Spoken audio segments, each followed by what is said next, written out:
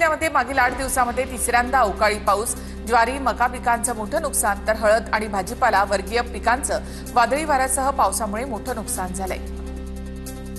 वाशिमच्या कारंजा तालुक्यातील ब्राह्मणवाडामध्ये अवकाळी पावसाचा तडाखा, वादळी वाऱ्यामध्ये घरावरील सर्वच टीन पत्र उडाली, घरातील साहित्याचं पावसानं नुकसान झालंय। नुकसान भरपाई देण्याची कुटुंबियांची मागणी। नाशिकच्या येवलामधील डोंगरगावमधील पेरू उत्पादक शेतकरी वाढत्या तापमानामुळे चिंतित, उन्हाच्या तडाख्यामध्ये पेरू बागेला क्रॉप कव्हरचा आधार, फळांना उन्हामुळे होणारे डाग, तडे आणि गळ यावर देखील नियंत्रण। बीडच्या पाटोदामध्ये उखांडा गावामध्ये अवकाळीमुळे शेतकऱ्यांचं मोठं नुकसान, अवकाळीमुळे शेतकऱ्यांचं बाजरी पिकाचं नुकसान झालं, लवकरच पंचनामे करणार असल्याची महसूल विभागाची माहिती। वाशिम जिल्ह्यामध्ये वादळी वारा आणि पावसामुळे बिजवाई कांद्याचं नुकसान, कांदा पूर्णपणे आडवा पडल्यामुळे शेतकऱ्यांचं मोठं नुकसान झालं, नुकसान भरपाई देण्याची शेतकऱ्यांची मागणी।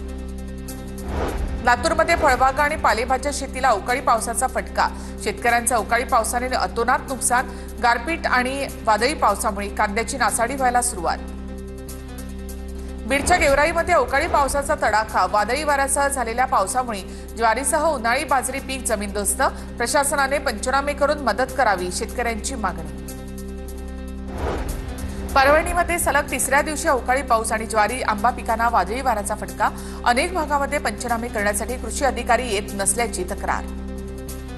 साताऱ्याच्या कराड तालुक्याला पावसाचा तडाखा, गारांमुळे 45 कुटुंबांचे सोलर पॅनल्स फुटले, कलिंगड पिकाचं मोठं नुकसान। आखाती देशामधील युद्धाचा सोलापूरच्या करमाळ्यातील केळी पिकाला फटका, कॅरेट फणी केळीला 3 ते 5 रुपये किलोचा भाव, केळीला 20 ते 25 रुपये हमी भाव देण्याची शेतकऱ्यांची मागणी।